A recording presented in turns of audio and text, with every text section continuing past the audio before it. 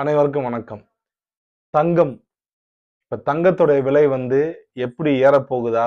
இல்ல கீழ போகுதா? நாம என்ன பண்ணலாம்? இது உலகப் போர் இப்ப மூழ்கின்ற சமயத்துல நாம என்ன செய்யலாம்? அப்படின்ற மாரி தான் இந்த ஒரு காணொளி. முதல்ல தங்கத்த பத்தின புரிதல், ஒரு அடிப்படை புரிதல் வேணும். அது ஒரு பெரிய டாபிக். பட் இருந்தாலும் எவ்வளவு ஷார்ட்டா சொல்ல முடியுமோ சொல்லிறேன் நானு. ஆரம்ப காலகட்டத்துல நம்மளுடைய திணைகளான குறிஞ்சி, முல்லை, பாதம், நெய்தல், பாலை அப்படின்ற இந்த 5 திணைகள்ல மக்கள் ஒவ்வொரு காலகட்டத்திலையும் குறிஞ்சில பார்த்தீங்கன்னா நிலங்கள், தேனெடுத்தல், அப்புறம் வேட்டையாடுதல் உள்ளிட்ட அந்த ஒரு தொழிலையும் அதற்குண்டான உணவுகளையும் வைத்திருந்தாங்க. அடுத்து முல்லையில பார்த்தீங்கன்னா கால்நடை வளர்த்தல், அதற்குண்டான உணவுகள் வைத்திருந்தாங்க. காடு சார்ந்த அந்த பழங்கள், இந்த கிழங்குகள் வைத்திருந்தாங்க. அடுத்து மருதத்துல பார்த்தீங்கன்னா ஒரு நெல்லை, அதாவது நிலைத்த நிலமாக நெல்லை விளைவித்து அதாவது உற்பத்தி பண்ண ஆரம்பிச்சாங்க. அடுத்து நெய்தல்ல வழக்கமா அந்த மீன் பிடிக்கிறத பார்த்தா தொழில் வச்சிருந்தாங்க. பாலையில பார்த்தீங்கன்னா போரை மட்டுமே தொழிலாக வைத்திருக்கின்ற ஒரு இதை வச்சிருந்தாங்க. இப்படி இருந்த காலகட்டத்துல குறிஞ்சியில் இருக்கிற அங்க இருக்க குறவர்கள் அங்க இருக்க பொருட்களை முல்லை நிலத்துல கொடுத்து வாங்கிக்கிறதும், முல்லை நிலத்த மக்கள் மருத நிலத்துல கொடுத்து வாங்கிக்கிறதும், அதே மாதிரி பாலை நிலத்துல இருக்கிற மக்கள் இவர்களுடைய இதை பாதுகாக்கிறதும், கவர்ந்து செல்வதும் அப்படின்ற அந்த தொழிலையும் பிளஸ் நெய்தல்ல மீன்களை வைத்திருந்தாங்க. சோ மீனை கொடுத்து தேனை வாங்குவதும், உப்பை கொடுத்து கிழங்கை வாங்கிக் கொள்வதும், நெல்லை கொடுத்து இறைச்சி வாங்கிக் கொள்வோம்னு சொல்லி இந்த மாதிரி பண்டமாற்று முறைகள் இருந்தது. ஆனா ஒவ்வொன்றுக்கும் வேல்யூ எப்படின்னா அதுக்கு தேவையான டிமாண்ட் அப்பயே இருந்திருக்கு. சோ அதன் பின்பு பண்டமாற்று முறை கொஞ்சம் கொஞ்சமாக பெருகி ஒரு காமனா ஒரு பொருள் இருக்கணும், ஒரு காமனா ஒரு பொருள் இருந்தாதான் இது கரெக்டா இருக்குன்றப்ப எது விலை உயர்ந்த பொருளாக அன்னைக்கு பார்க்கப்பட்டுச்சுன்னா தங்கம்.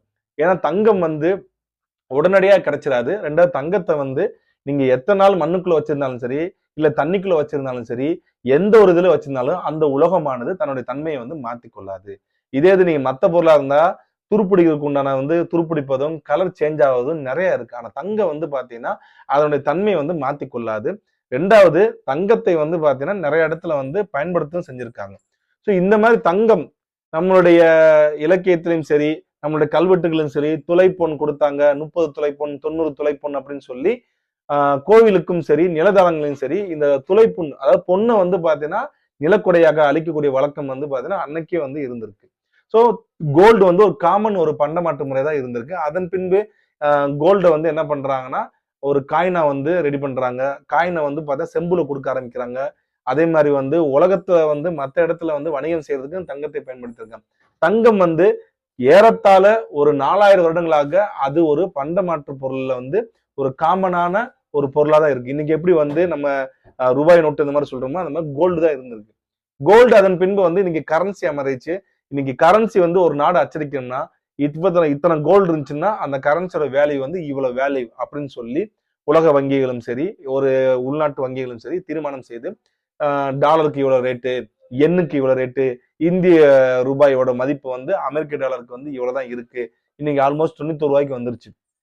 ஸோ இந்த மாதிரி டாலரோட ரேட்டு உலகத்துல இருக்கிற அனைத்து தொழில்களையும் அனைத்து வணிகத்தையும் கைக்குள்ள வைத்துக் கொண்டுதான் அமெரிக்கான்ற நாடு உலக நாடுகள் பூரா அச்சுறுத்தி கொண்டும் உலக நாடுகளை தன்னோட கையில கொண்டு வந்துட்டு இருக்கு. ஸோ இதுதான் கோல்டு. இப்போ வரைக்கும் கோல்டு தான் பெரிய ஒரு ஃபேக்டரா இருக்கு. இப்ப இங்க ஈரானுக்கும் அமெரிக்காவுக்கும் ஏற்படுற இந்த போர்ல உடனடியாக இந்த போர் வருன்றது ஒரு மாசத்துக்கு முன்னாடியே கணிக்கப்பட்டதுதான். ஒரு மாசம் 2 மாசத்துக்கு முன்னாடியே. ஏன் கணிக்கப்பட்டதுன்னா எப்பெல்லாம் தங்க விலை உயர்றதோ அப்பெல்லாம் யுத்தம் வரப்போகுதுன்னு அர்த்தம். இதை மக்கள் புரிஞ்சுக்கணும். ஏன்னா அப்ப உலகத்துல இருக்க கரன்சியோட வேல்யூவை விட கோல்டோட வேல்யூ தான் அதிகமா இருக்கும். ஏன்னா ஒரு நாடு வீழ்ச்சி அடைய போகுதுன்னா இப்ப ஈரானோட நோட்டு இருக்கும், கரன்சி இருக்கும், அமெரிக்காவோட கரன்சி இருக்கும், இஸ்ரேலோட கரன்சி இருக்கும். சப்போஸ் எந்த நாடு ஜெயிக்கும், எந்த நாடு வீழ்ச்சி பெறும், எந்த நாட்டோட பொருளாதாரம் இதனால வீக் ஆகும், எந்த நாட்டோட பொருளாதாரம் இதெல்லாம் அதிகரிக்கும் அப்படின்றத கணிக்கவே முடியாது.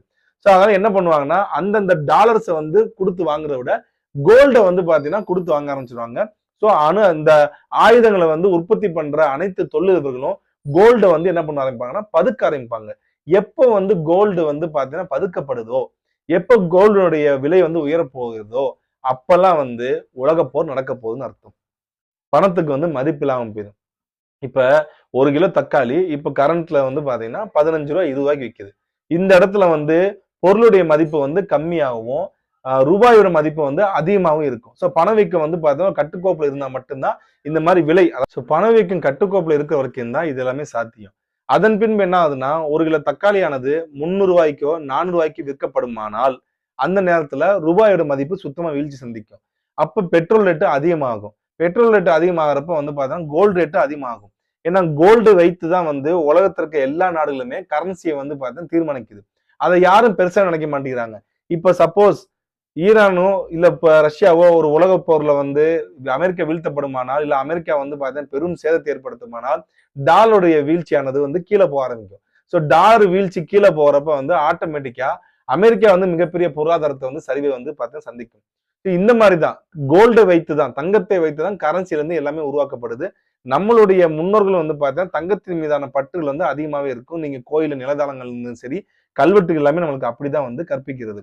அது மட்டும் இல்லாம இப்ப இருக்க காலகட்டத்துல அனைவருமே தங்கத்துல வந்து பாத்தீங்கன்னா இன்வெஸ்ட்மெண்ட் பண்ணா மட்டும்தான் நம்ம இதுல இருந்து தப்பிக்க முடியும். நீங்க தங்கத்தை இன்வெஸ்ட் பண்ணாம வேற எதுல இன்வெஸ்ட் பண்ணாலும் அதனுடைய மதிப்பானது போக போக கம்மியா தான் ஆகும். ஏன்னா கோல்டு ரேட் எப்ப தங்கத்தின் விலை எப்பெல்லாம் உயருதோ அப்பெல்லாம் வந்து உலகப்போர் வரப்போகுது. உலகப்போர் வந்ததுக்கு அப்புறம் வந்து பாத்தீங்கன்னா தங்கத்தினுடைய மதிப்பு மட்டும்தான் வந்து கான்ஸ்டன்டா இருக்குமே தவிர மற்ற மதிப்புகள் அனைத்துமே வந்து வீழ்ச்சியை தான் சந்திக்கும்.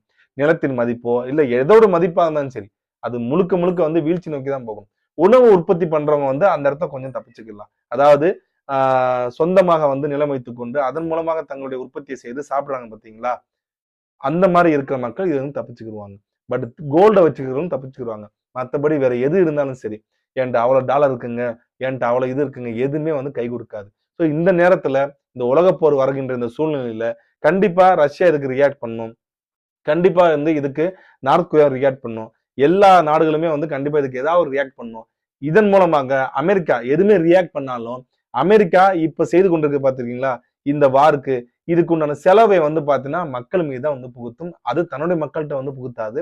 மற்ற நாடுகள் மீதும் அதை சார்ந்து வணிகம் செய்து கொண்டிருக்கின்ற, அதை சார்ந்து வியாபாரம் செய்து கொண்டிருக்கின்ற அனைத்து நாடுகள் மீதும் தலையில அது தூக்கி போடும். அப்ப என்ன ஆகும்னா, டாலர் ரேட்டு இன்னும் கூடிட்டே போகும். தங்க ரேட்டும் கூடிட்டே போகும். பெட்ரோல் ரேட்டும் கூடிட்டே போகும். அப்ப இதனால கஷ்டப்பட போறது யாருன்னா வந்து சாமானிய மக்கள் மட்டும் தான் கஷ்டப்பட போறாங்க. உலக பணக்காரர்கள் யாரும் உலக பணக்காரர்களோ, இந்திய பணக்காரர்களோ இதுல கஷ்டப்பட போறது கிடையாது. ஒரு நடுத்தரவாசிகள் மட்டும்தான் வந்து இதுல அதிகமா கஷ்டப்பட போறாங்க. அதனால தங்கத்தின் மீதான அந்த இன்வெஸ்ட்மெண்ட்டை வந்து நம்ம தமிழர்களாகிய நாம வந்து இன்னும் அதிகப்படுத்துன்றது தான் என்னுடைய வேண்டுகோள். நன்றி, வணக்கம்.